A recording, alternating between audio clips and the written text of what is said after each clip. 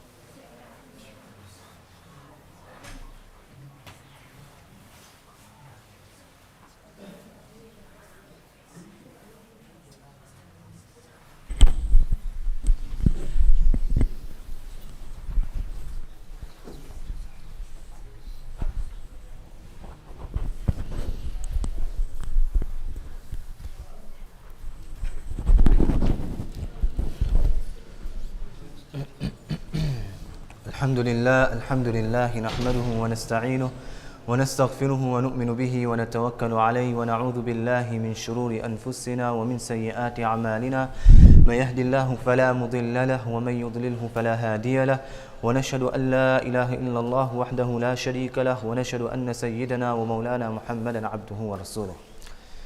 As we are all aware that the month of Ramadan is dawning upon us, and this month of Ramadan is of great virtue, and this month of Ramadan is that month where Muslims, they attain so much reward from Allah subhanahu wa ta'ala. So much reward has been promised by Allah subhanahu wa ta'ala. For a person who fasts at the time of iftari, his du'as are never rejected by Allah subhanahu wa ta'ala. This is the hadith of Nabi sallallahu alayhi wasallam, that at the time of iftar, if you were to raise your hands in front of Allah subhanahu wa ta'ala, Allah subhanahu wa ta'ala will readily accept your du'as. Now most importantly, we need to go over the masail pertaining to the month of Ramadan. Because once the month of Ramadan sets in, that's when all the questions starts coming into our minds. That does this invalidate my fast? Will this make my fast makruh? Is this mustahab? What are the rulings? What's the fiqh behind it? So inshallah, we will go over all the masail pertaining to the month of Ramadan. Firstly, let's understand what is the definition of fasting. What is the definition of fasting? Fasting literally means to abstain. But in Shari'i context, fasting means to abstain from food, drink and intercourse. Three things. In Shari'at, we are abstaining from three things. Number one, which is food. Number two, which is drinking. And number three, which is intercourse.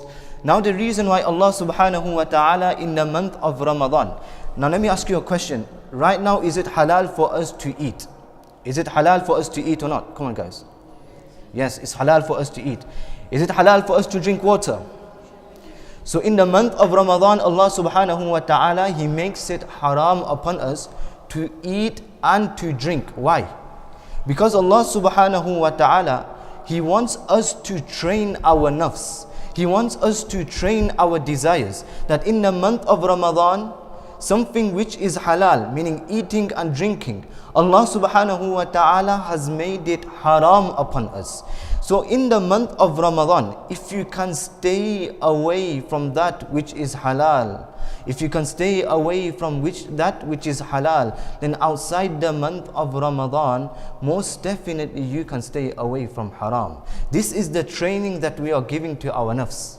This is the psychology behind why we have to fast. Ya ayyuhalladhina amanu kutiba alaykumus siyam kama kutiba alal ladhina min qablikum la'allakum tattaqun. So that we adopt taqwa. We are fasting. Our motive, our objective is one, that we adopt taqwa, piety. And the only way we can adopt piety is if we have control over our nafs. And this is the training that Allah subhanahu wa ta'ala is giving us in the month of Ramadan. Now, who has to fast? Who has to fast? Each and every person who has hit the age of puberty, it is necessary, incumbent upon that person that he has to fast. Now, if a person he is mentally unstable, he does not know what he is doing, he does not have control over his action, then upon this person it is not necessary to fast. Also, if a person he is very, very ill, and he knows by fasting that if he is to continue with fasting, then his health will deteriorate. His health will deteriorate. The doctors have told him it's better if you do not fast. Then this person also does not have to fast. Now remember, it doesn't mean that if you have a small little fever, that you know what, I'm not going to fast today. No. If you know that it's going to have a proper effect on your health, then do not fast. Now, secondly and most importantly, إِنَّمَا الْأَعْمَالُ بِالنِّيَّاتِ. Each and every action is dependent upon a intention. Now, if a person, take this scenario, if a person, he has not eaten anything, he's not drunk water, he's not had anything to drink whatsoever, yeah, and this has been his condition from the time of Fajr, from the beginning time of Fajr all the way till sunset. He's not eaten anything, he's not drunk anything. Does this mean that this person has kept a fast? Does this mean that this person has kept a fast? Because he's abstained from food, he's abstained from drinking, has he kept a fast or not? No. Why? Intention. Innamal a'malu bin niyat. Each and every action is dependent upon an intention. This is why even if this person goes hungry without food and water for the whole day, just because he has not made an intention, his fast will not count. Now take a second scenario. If a person on the first day of the month of Ramadan, he says that, oh Allah, I will fast for 30 days. From today I make an intention that I am fasting for 30 days. Now come the second day, he doesn't make an intention. Come the third day, he doesn't make an intention. Yes, he made an intention the first day for 30 days. Will his fast count or not? What do you guys think? Yeah? Why? Because he's made intention. No. His fast will not count. He has to make a separate intention for each and every day. So if it's Monday, then you have to make a separate intention. If it's Tuesday, you have to make a separate intention. If it's Wednesday, you have to make a separate intention. For every single day of the month of Ramadan, a separate intention is necessary. Yeah? Now take a third scenario. And these things always occur. Now imagine you woke up for Sahri 2 hours before. You've had your Sahri, you thought to yourself that, you know what, I'm going to go to sleep. I'm going to go into my bed, I'm going to go sleep. You tried to go sleep, you couldn't fall asleep. You've already made an intention for fasting. So you thought that, you know what, before I go sleep, I'll make an intention that, oh Allah, I am fasting. Now you went to sleep, you couldn't go sleep, you woke up, you came downstairs, you felt hungry. It's still not the time for beginning time of Fajr. The beginning of time of Fajr has not yet set in. Now you're hungry again. Can you eat or not? Despite making an intention, can you eat? Huh? No, why? Because you made an intention. What? You can't? Yeah, you can still eat despite making an intention, because there is still time left for suhoor. Despite making an intention, because the time is still left, you can actually eat. Yeah? Do you understand? Now, fourth scenario with regards to making an intention. Imagine you made an intention, you didn't make an intention. You had Sahri, you woke up for Sahri, you prayed your Fajr Salah. So you woke up for Sahri, you prayed your Fajr Salah, and you forgot to make an intention and you went to sleep. You woke up next morning and you thought to yourself that, Allah, I didn't make an intention. I've not made no intention. Now what happens to your fast? We said what? Innamal a'malu bin niyat. Each and every action is dependent upon intention. Will this person's fast count or not? Why? Yes, Sahri is sufficient as your intention. Sahri wo aapke niyat ke qaim maqam ho jata hai. So if you have had Sahri, you do not have to make an intention. Is that understood? Right. So we have been over 4 different scenarios with regards to making an intention. In the next 2 days when we have class again, I'm going to test you guys exactly of whatever we've learnt. Now, what is the time with regards to making an intention? How long do we have to make an intention? When does the time of intention start? So from the time of Maghrib, from the time of sunset, you can make an intention all the way till Dahwatul Kubra. Now what is Dahwatul Kubra? Dahwatul Kubra is basically midday. Now how do you calculate midday? Midday starts from the time of beginning of Fajr Salah. From Subh Sadiq, from the beginning of Fajr Salah, all the way till Ghurub Aftab, which is sunset. Now you calculate whatever midday is, that is the time that you have to make your intention. So if you forgot to make your intention at the time of Fajr, at the beginning time of Fajr Salah, you went to sleep, it's still not midday, then you remember that, you know what, I still have time to make my intention, your roza will still count. Yeah? Now let's go over the mustahabbat, the desirable acts with regards to fasting. Sayyidina Abu Darda radiyallahu ta'ala anhu, he has reported, the Nabi Akram sallallahu alayhi wasallam, he has mentioned that 3 things are from the characteristics of prophethood. That 3 चीजें ऐसे हैं जो अंबिया अलैहिमुस्सलातु वस्सलाम की सुन्नत में से है. To hasten to open the sahri, to hasten to open the suhoor. Now when I say that you have to quickly do your hasten to open your fast, to do iftari. When I say you have to hasten, that doesn't mean that you do not pray your 3 farz of Maghrib Salah. That doesn't mean that you do not pray your 2 sunnat, and that doesn't mean that you can't even pray your nawafil. It means that after doing all this, after praying your 3 farz, you prayed your 2 sunnats, you prayed your nawafil, don't sit in the masjid and start praying an extra 1 juz of the Quran. Don't start doing Durood Sharif, and don't start your tasbihat. Go home and have your iftari, because this is better. This is from the sunan of the Anbiya alayhimus salatu wasalam.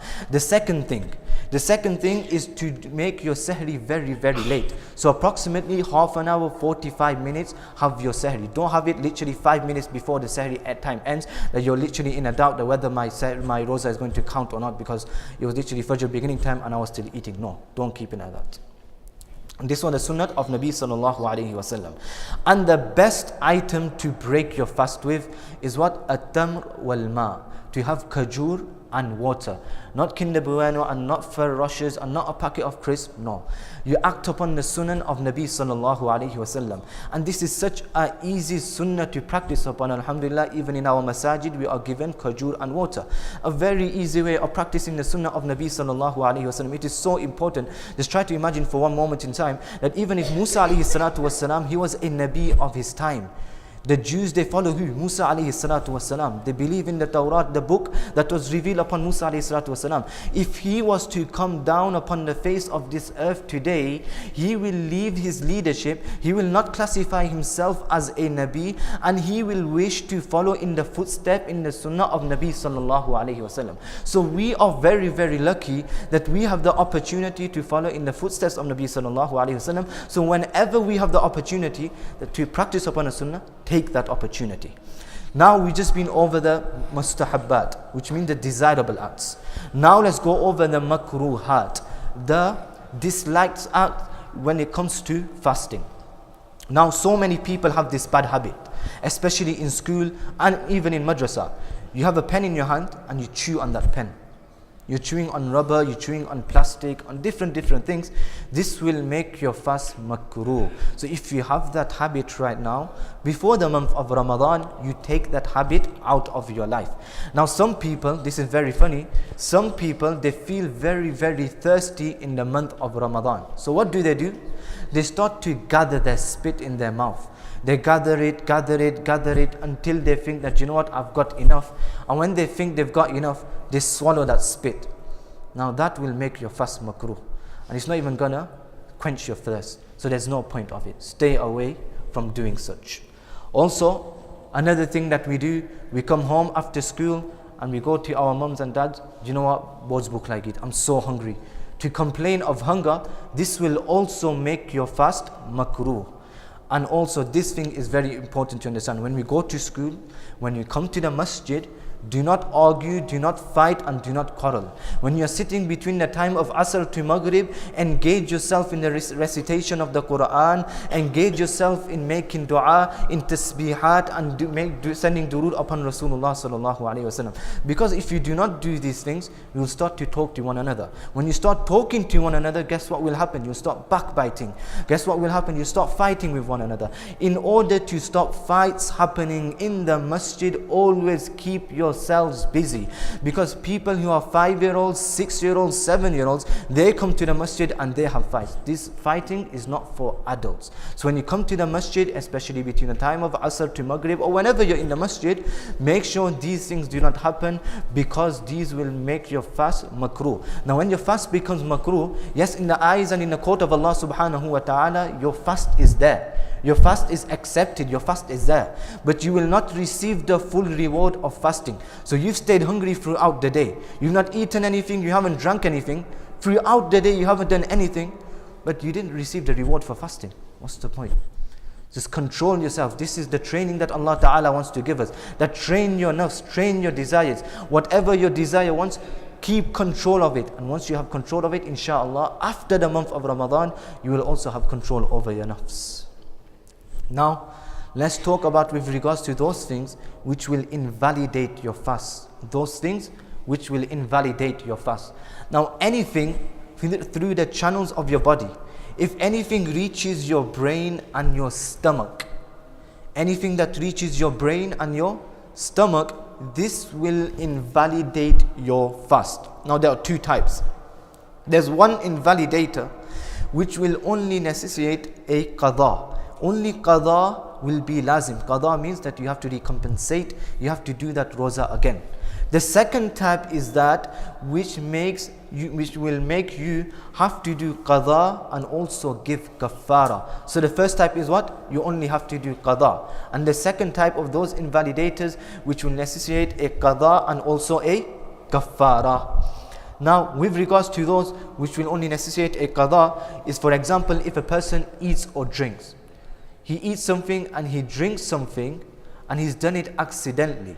He's done it accidentally and he knows consciously, he knows that he is fasting. He knows he is fasting and he's eaten something and he's drunk something accidentally, then only qaza will be lazim, only qaza will be necessary. Whereas if a person was to eat and drink accidentally and he is not conscious of the fact that he is fasting, then he will not have to do qaza, because Nabi sallallahu alaihi wasallam has said, for that person who eats accidentally, not knowing that he is fasting, Allah Ta'ala has fed that person, Allah Ta'ala has given water to that person to drink. So for that person there is no qaza. But if a person he eats and drinks accidentally, knowing that he is fasting, then he will have to do qaza. Yeah? Also, if a person was to swallow a pebble, for example, or a stone, or rubber, or plastic, something which you typically wouldn't eat. Just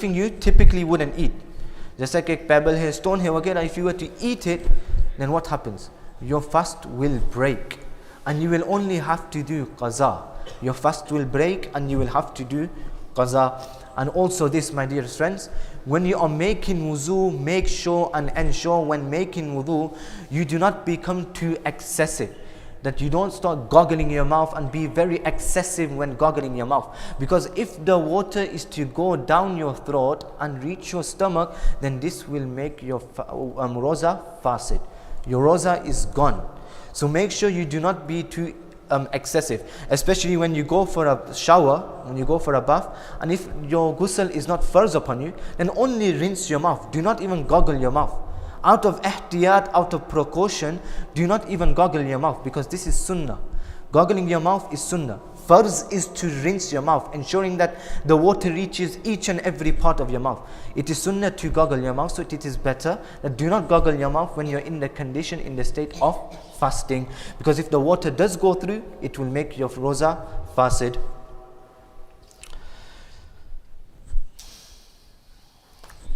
Now, let's talk about those invalidators which will make qaza and also kafara lazim. Now, kafara is when a person, very easy. In principle, if a person was to eat normal food, we said if a person was to eat something which is not typically eaten, then it will not make kafara happen. Yes, he will have to do qaza, but kafara will not become lazim. I will explain what kafara is, because once you find out what kafara is, you will most definitely not do these things. Number one, if you purposefully break your fast by eating something which you would typically eat, or you drink something, or you engage in intercourse, this will break your fast. You will have to do qaza of your fast, and you will also have to do kafara. Now, what is kafara? How do you fulfill kafara? Kafara, it means that you have to fast for 60 days consecutively. For 60 days you have to fast consecutively. Now imagine you've got a kafara, you're fasting for 2 months approximately, 60 days, it means consecutively, remember this word. So if you're on the 59th day and you've been fasting for 58 days consecutively, the 59th day came and you were like, you know what, I can't do this anymore. And you don't fast on the 59th day, guess what? You start all over again. You start from fast number 1 all over again, and you have to do all 60 all over again. And first you have to do your qada, and thereafter you do your kafara. So in total you have how many fasts? 61 fasts. So in total you have 61 fasts which you have to complete. Now if a person, he is weak, he is feeble, he can't fast. He can't fast for 60 days, and what does he have to do? So what he can do is he can feed 60 poor people. He can either feed 64 poor people morning and evening food, Or if you do not want to feed 60 people, then feed one poor person for 60 days. Feed one poor person for 60 days, morning and evening, your kafara will be done. And you do not have to do this when it comes to feeding the poor. You do not have to do it consecutively. It doesn't have to be in order. Yeah, you understand? Now for women who are doing kafara, inshallah this doesn't happen, but anyways, if a woman is doing it and the time of hayd comes, then for a woman, that time when her hayd starts, then she doesn't have to fast. But as soon as the hayd finishes, she will continue with her kafara. So let's say came on the 30th day, then for the next 6 days, 7 days, her hayd was there. After the 7th day, 8th day, 9th day, whatever it is, she will carry on from 31. Right. Now, a lot of people get a lot of doubts when it comes to fasting. Yeah? Number one, I've already clarified this. The Nabi sallallahu alayhi wasallam, he said that whoever forgets that he is fasting and eats or drinks, let him complete his fast. For him, Allah subhanahu wa ta'ala has fed him and given him water to drink. Yeah? So for this person, his roza is still there, it is not fasted. Another thing, this is very important. Sometimes, take this scenario, we do wudu. Yeah, we've done wuzu, we just come back from doing wuzu, we are wiping our face. When we're doing wuzu, when we goggle our mouth, we actually rinse the water out, we took the water out, we put in the sink, whatever, we washed our feet, we came out, we're just wiping our face with a towel, and guess what? We can feel some wetness on our tongue. And so many people have this doubt. Now what do I do? Can I swallow this wetness, or do I have to go back to the sink and spit it out? With regards to this wetness, you do not have to go and spit it out. It is okay. You can swallow it. That doesn't mean that when you're doing wuzu, you keep a little bit of wetness. No, you're doing your normal wuzu, you spit it out. And when you're wiping your face or whatever, and you feel that there is some wetness left on your tongue, it's okay. Your roza will not break due to swallowing that wetness. Another thing, injections. When you're fasting, injections. Can you take injections or not? Now you can ask a doctor whether by taking this injection, if the medicine will reach your stomach or your brain.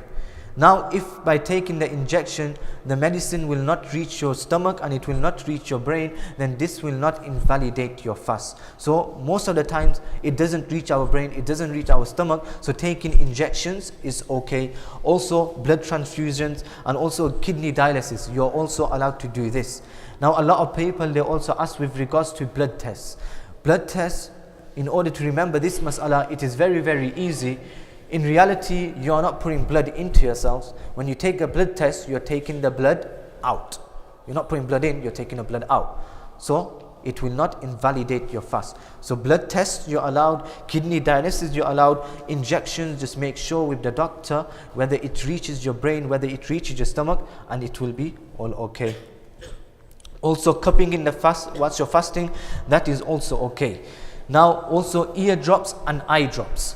Are you allowed to take eardrops and eye drops whilst you are fasting? Yes, you are. Sometimes when you take an eye, for example, when I did my laser eye surgery and I was taking eye drops, I could sometimes feel the medicine in my throat. So I looked into it again, and yes, even though despite sometimes you can feel the medicine in your throat, it will not invalidate your roza. You can still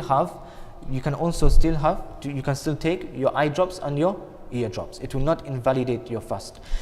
Again, so many people are confused about this one masala, vomiting. Will vomiting break your fast or not? Sayyidina Abu Sa'id al-Khudri radiyallahu ta'ala anhu, he narrates that the Messenger of Allah sallallahu alayhi wasallam said that 3 things do not break the fast of a fasting person. Number 1, cupping. Number 2, vomiting. And the wet dream. Yeah? So, by vomiting, it will not break your fast. There's only one condition or 2 conditions. If you were to deliberately, intentionally vomit a mouthful, then this will invalidate your fast. And the second scenario is disgusting, that when you are vomiting, the vomit is coming out and you take that vomit back in, then that will also invalidate your fast. So the only way, if you vomit, is okay.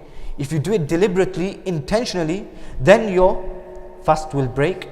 Or if that vomit was coming out and you take it back in.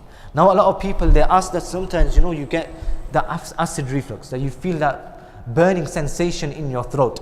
that you were just walking or you just sat and you felt that something's coming out and it was about to come out, you felt the burning sensation and it quickly went back in. It's like an acid reflux or something. Now, well, will that break your fast? No, it will not break your fast. That will not break your fast. Is that understood? Yeah? There are a lot of questions and answers I can ask you guys, but I'm going to skip it because we do not have time. Now, when you go to dentist, if you have a dentist appointment, you should try to make sure that you do not have any dentist appointments in the month of Ramadan. You should try to reschedule them. But if you do have a dentist appointment, for whatever reason, if it's just a normal checkup, the dentist hasn't done much, he's not really done much in your teeth, then it's okay. As long as there's no blood, as long as there's no water that is going down your throat, then it will not invalidate your fast. Like I said, you should try to reschedule your appointments.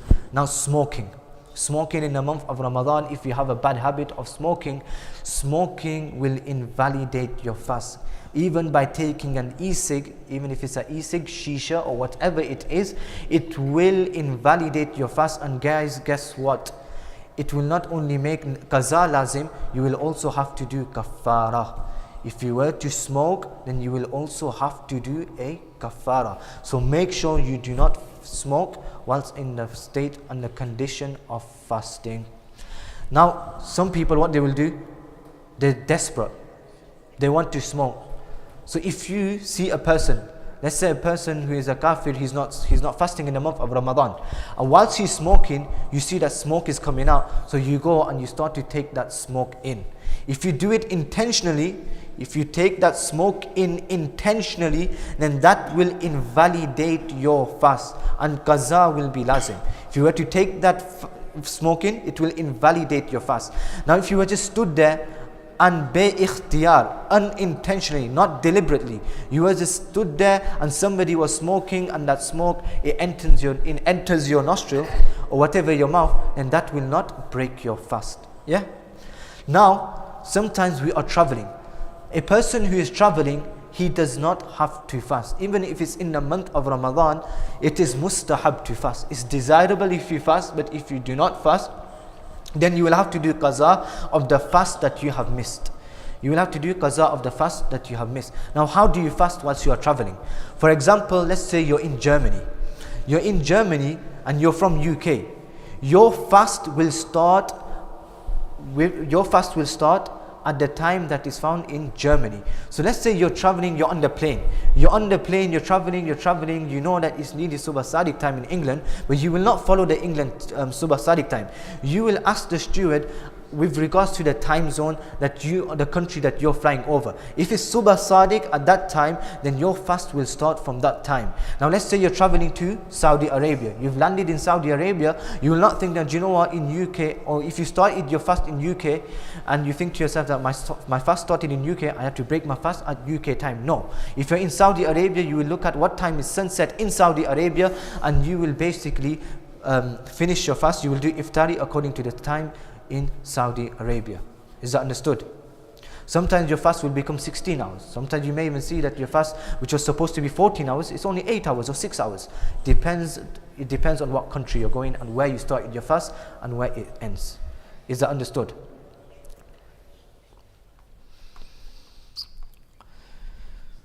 And like I said, a traveler, he doesn't have to fast. An ill person, he doesn't have to fast.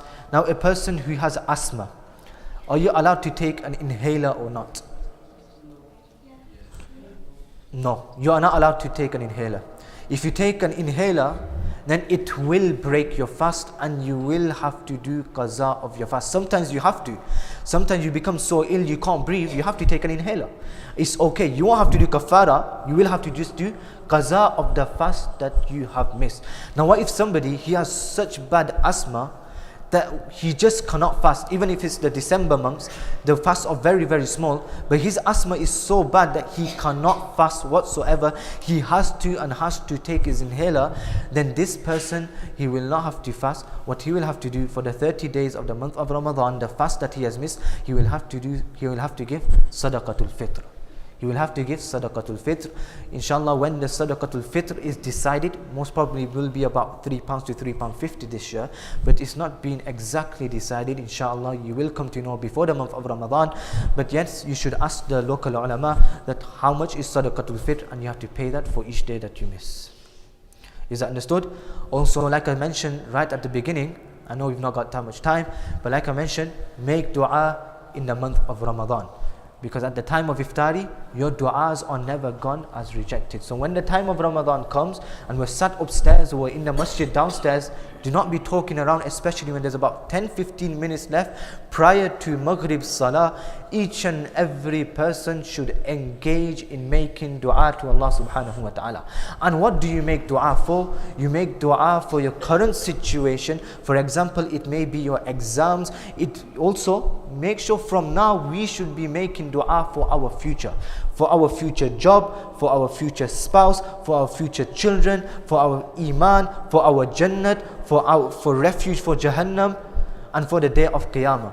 Each and every single thing we should be making a dua to Allah subhanahu wa ta'ala. After every namaz or whenever we can, we should be making dua to Allah subhanahu wa ta'ala for these things. Because if you start making dua to Allah subhanahu wa ta'ala, I am telling you, you will become the most successful of successful people in the future. Is that understood? Especially in the month of Ramadan, when Nabi sallallahu alayhi wa sallam, his hadith cannot be wrong. If Nabi sallallahu alayhi wa sallam has said that a person who is whoever is fasting, he makes dua at the time of iftari, Allah ta'ala will not reject his dua.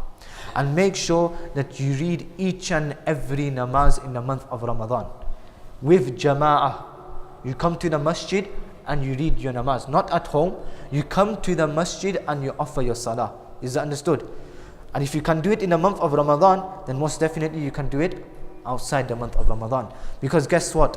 I don't understand one thing, that we go to work, we go to school, we wake up for Sahri, we do so much in the month of Ramadan when it's so hard to come for Salah, but we can do it, we can still come to the masjid for Fajr Salah in the month of Ramadan. And when it's so much easier outside the month of Ramadan, where we do not have to wake up for Sahri, where we do not have to do so much outside the month of Ramadan, but yet we fail. This is shaitan. So make sure you get into the habit of praying namaz from now, and especially in the month of Ramadan. So outside the month of Ramadan, we also pray our salah. And whatever the masnoon du'as are, read those du'as. May Allah subhanahu wa ta'ala grant us all the tawfiq and the ability to practice upon whatever has been said. Wa akhiru da'wana anil hamdulillahi rabbil alameen wa sallallahu ta'ala ala khayri khalqih sayyidina wa Moulana Muhammad wa ala alihi wa sahbihi ajma'in.